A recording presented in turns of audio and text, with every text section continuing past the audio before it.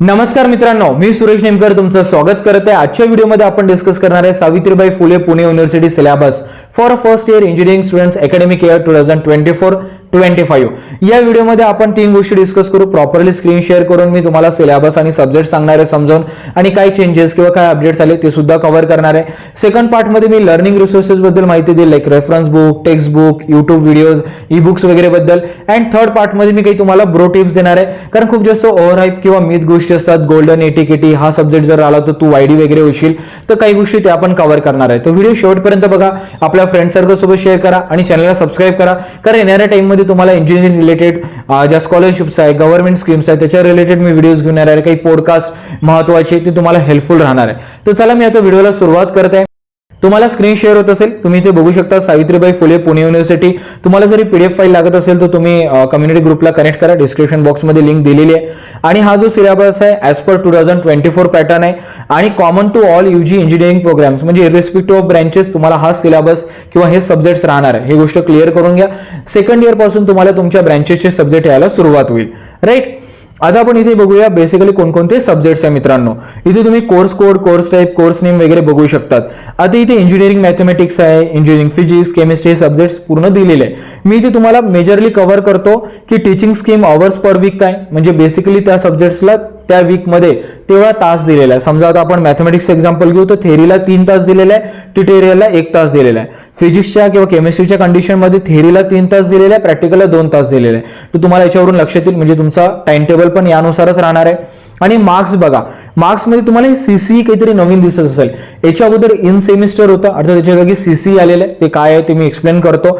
End semester मध्ये तुम्हाला 70 marks राहणार आहे। 70 मार्क्सचा थेरी पेपर आहे, मिनिमम त्याच्यामध्ये 28 मार्क्स मिळाले पाहिजे असा आतापर्यंतचा रूल आहे। आणि टर्म वर्क दिलेला आहे जो की अराउंड 25 मार्क्सचा असतो, आणि क्रेडिट्स दिलेले आहे। जर तुम्हाला चांगला पॉइंटर घ्यायचा असेल तर ऑफकोर्स ज्याचे क्रेडिट जास्त असतात, जसं की इंजिनिअरिंग मॅथमॅटिक्स, फिजिक्स, केमिस्ट्रीचं क्रेडिट जास्त आहे, त्याच्यामध्ये जर तुम्हाला चांगले मार्क्स मिळाले तर पॉइंटर चांगले मिळण्याचे चान्सेस नक्की असतात। आता आपण एक्सप्लेन करूया सीसी काय। तुम्ही इथे जर स्क्रोल केलं तर तुम्हाला दिसत असेल comprehensive continuous evaluation.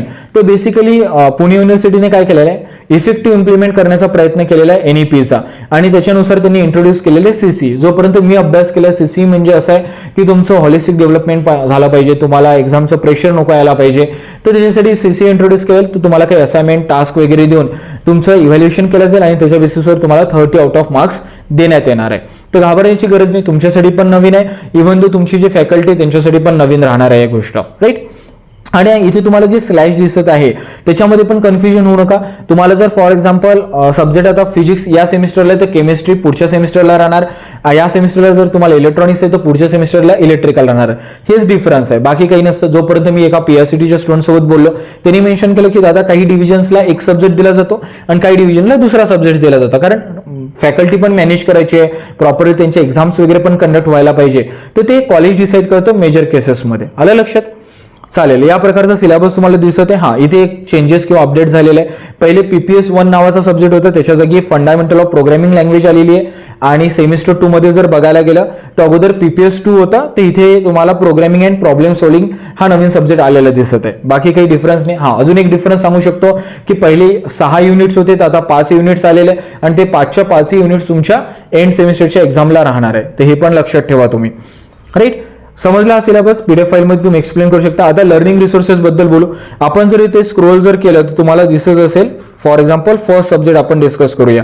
First subject आहे इंजिनिअरिंग मॅथमॅटिक्स। आता इंजिनिअरिंग मॅथमॅटिक्स मध्ये कोर्स ऑब्जेक्टिव्ह, कोर्स आउटकम्स वगैरे सगळं एक्सप्लेन केलेलं आहे। इथे युनिट्स बद्दलचं डिटेल एक्सप्लेनेशन केलं आहे, तुम्ही बघू शकतात। इथे लर्निंग रिसोर्सेस मेन्शन केलेलं आहे मित्रांनो, हे खूप जास्त महत्त्वाचं आहे।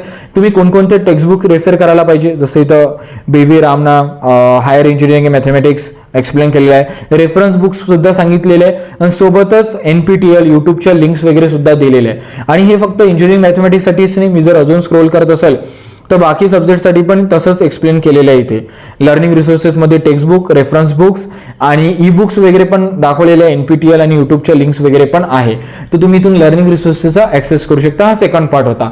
आता थर्ड पार्टमध्ये मी काही ब्रो टिप्स देणार आहे। बघा, गोल्डन एटिकेटी, सिल्वर एटिकेटी सारखं काही नसतं मित्रांनो.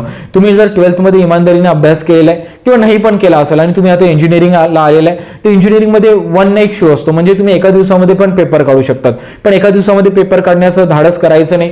प्रॉपरली जे PL वगैरे असतात, प्रिपरेशन लीव्स, त्याच्यामध्ये व्यवस्थित अभ्यास करायचा.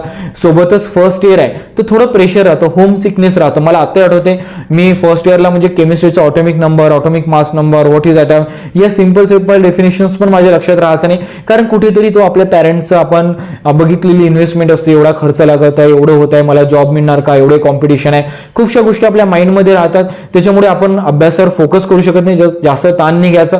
इझिली तुम्ही सेमेस्टर पास होऊ शकतात. इंजिनिअरिंग पास होणं म्हणजे खूप कठीण गोष्ट नाही. And third the most important, फालतूच्या ओव्हरहाईप गोष्टीमध्ये पडायचं नाही. खूप एखादा सिनियर राहतो, त्याची एटिकेटी राहतात, तो म्हणतात नाही हा सब्जेक्ट जर आला M2 तर हा तुम्हाला वायडीज करून देईल, असं काही नसतं.